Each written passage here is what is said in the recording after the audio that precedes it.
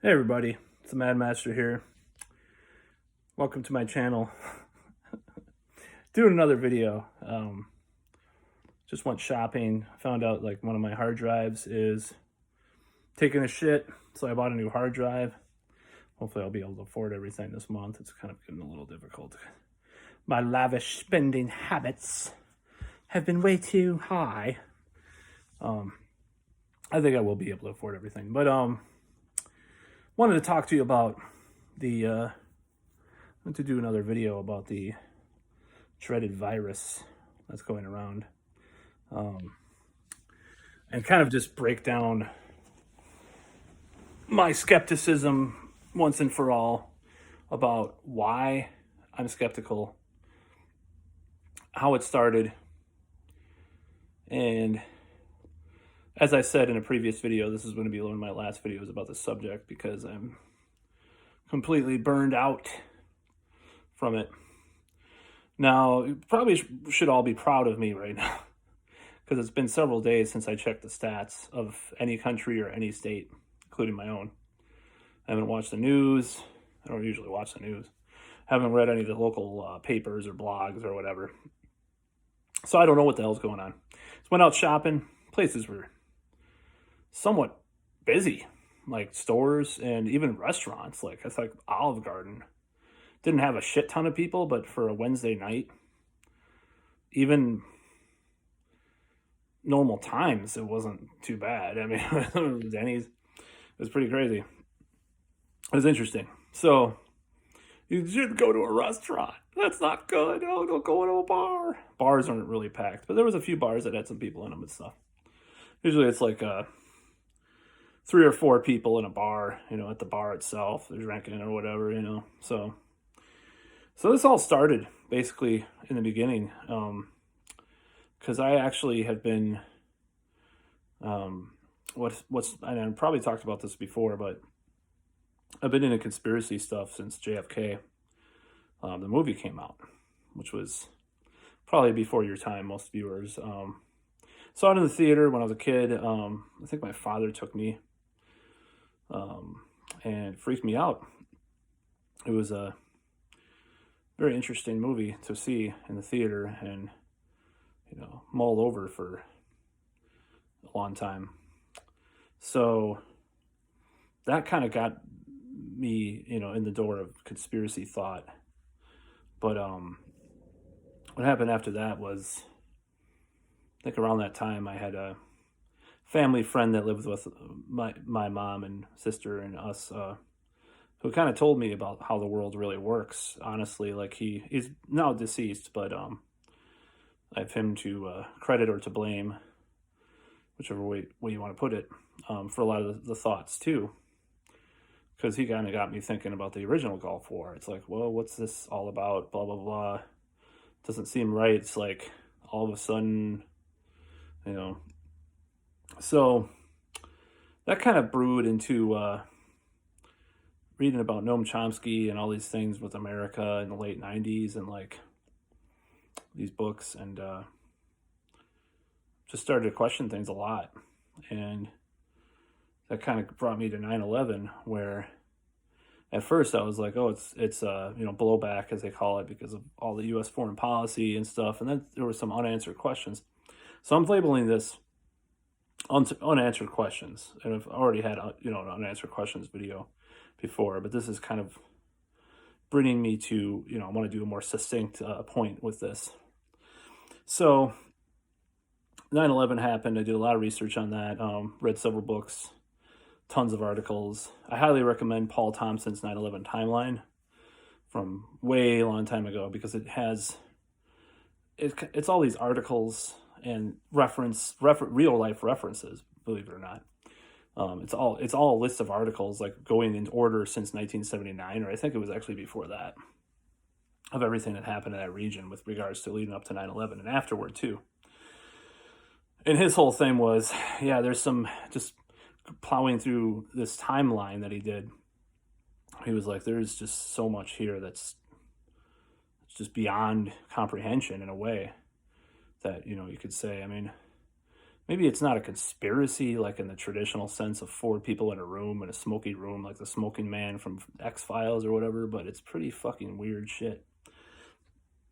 So that got me thinking, because at the time, you know, all these slogans and all this PR weirdness with like, oh, we'll never be the same again, blah, blah, blah, stand together, you know, and all this stuff, and all these weird political, like, you're either with us or against us, or terrorists, you should support our president, blah, blah, blah, whatever he does. You're a traitor if you don't watch out for that invisible enemy, blah, blah, blah, blah. So when this virus happened, I noticed a lot of the rhetoric was similar. And you even had like the first responders, you know, 9/11 were like heroes, the firemen and there's nothing wrong with that, you know. There's nothing wrong, because they did fucking try to save people. I think they should be heroes, obviously. But the way that it was just played up and bloated in a bloated manner, the slogans, the sloganeering, and the jingles and the jingoism and just a lot of this weird stuff was just, it was kind of tacky. It was over the top.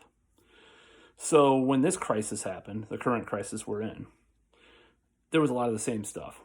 It was like, we'll never be the same again, new normal, what is it going to be like? I mean, the articles were like that after 9/11 too. I noticed a lot of stuff, because I'm old enough to have lived through 9/11, so unfortunately or fortunately for me, I don't know. So I noticed a lot of the rhetoric was the same, and a lot of people's thought processes were kind of similar. Like, they're all on board with everything that, you know, a certain Italian doctor, instead of, you know, all on board with Bush, they were all on board with a certain Italian doctor said, you know, whatever, if you're an enemy of the state, if you don't believe, you're selfish, you know. It's like this us versus them thing that they brought into it. And to be fair, both sides brought it on, but it just hasn't been handled in a realistic way as far as a lot of that rhetoric and bullshit. So he had a lot of these slogans and these weird articles that almost seemed like they were written, you know, by something like Operation Mockingbird or some fucking like PR agency or intelligence linked people. Because you had that in 9/11. You had these weird propaganda pieces. Creepy. And just a lot of the stuff reminded me of that. So alarm bells went off. Okay. And then there was a lot of just different information going around, and, you know, so I'm not to blame for questioning things, especially after things became so contradictory. 1 week, T-cell immunity is a thing, then it's not, then it is. Masks, no masks, you know, all these things going around is just so contradictory and convoluted and fucked up. And I think we'll find out more as time goes on what really happened with all this. I think more stuff will come out. Great Reset, all this stuff. So all this stuff came around. But I still have unanswered questions, and that's what this video is about. I haven't I've never got my question answered about why flu deaths were counted differently before, or why were they counted the way they were? Why were they estimated? You know? So the logical conclusion that I came up with tonight, and that's why I'm doing this video, because I was driving and I was like, of course, that makes sense. Okay, so this is my conclusion. They did estimate flu deaths, but flu deaths definitely, it used to be estimates, because they were not counting every death of someone that died with the flu as a flu death.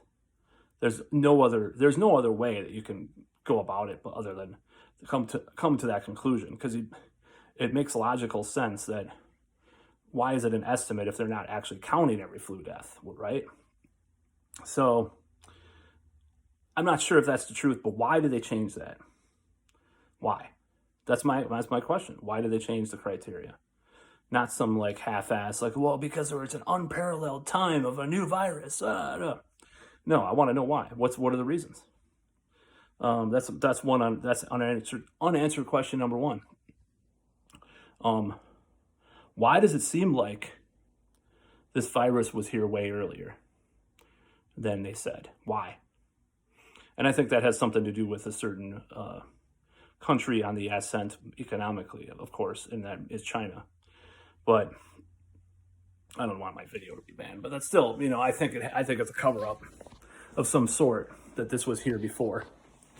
Because I got super sick in January, and still I haven't got, I'm like, a lot of people I know got sick around that time, or even maybe February, March, and they haven't got sick again. So let's use all those Fiji bottles. It's a little obscene. I'm trying to drink more filtered water than bottled water, but sometimes I'll be out and want to buy a Fiji water. I have a lot of bad habits that I have to kick. Oh, because of the plastic. I'm not saying it's a bad habit to drink water, but I'm saying so. That's one thing that I want to know. Was it here before? Was it here before the first cases? Because I got really sick in January, and I was listening to a podcast with Derek Rosie, and people are like, that conspiracy guy, but he says he got sick and he had all the symptoms, and he described the symptoms.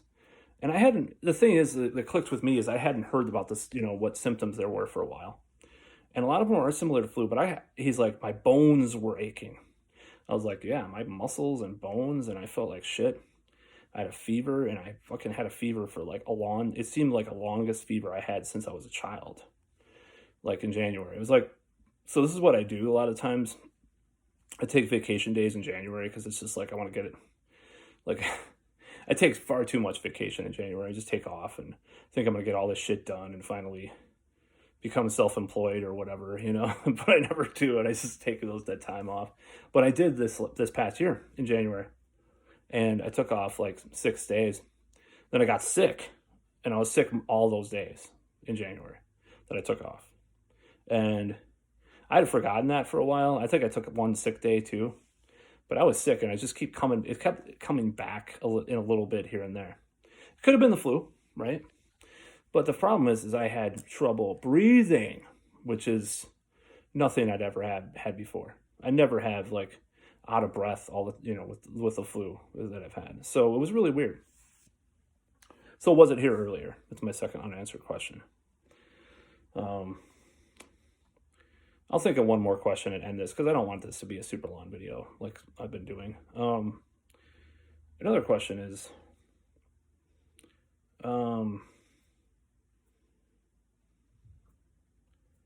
what is the purpose, or what is the purpose of all this?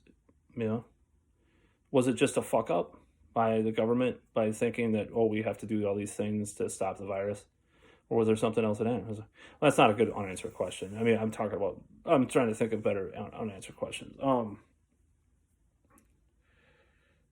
Why isn't there ever any apologies from our government or people in charge about anything? I mean, regardless, whether or not it's being backtracking on all these things and then saying this is wrong, this is right. Why isn't there just like this huge, like, we're sorry, we fucked up. We didn't know this was true. We didn't know this was true. I mean, I hate to say this, but as bad and toxic as he's been in a lot of ways during this crisis, the only public official I've seen do anything even halfway there was Cuomo. Unfortunately, I'm not a fan of Cuomo, but like maybe that's kind of his political aptitude is pretty high doing that. And he's a hypocrite too, by the way. If you heard in the news that he was going to invite his mom over and stuff, it's like, no, I guess I'm not going to do that. I'm going to have to work. These hypocrites, these fucking bastard hypocrites, like a person's losing their fucking livelihood by losing their company, their restaurant or their bar or their company, their business. There's, waiting for the stalemate in Congress to end with all these benefit packages and just playing these politics back and forth, and people are fucking starving. And Cuomo has the fucking nerve to say, and then he's telling people to stay in their homes and not meet up with people and stuff. He has the fucking nerve to say, oh, my mother's coming over. Like 89-year-old mother or whatever. What a fuck. Of course, I still think Newsom is worse just because of the way he is. He's a slime ball. with regards to this. I think, well, I mean, I'm not talking about the nursing home. I mean, as far as public rhetoric, I mean. So, yeah, why not? Why no apologies? That's my third one. What was the first one? Um, why the change in counting of how they count stuff? Why do they change the way they count stuff? Why did they change that? Um, Second one was, it wasn't here earlier, and why no apologies? Well, and that's all.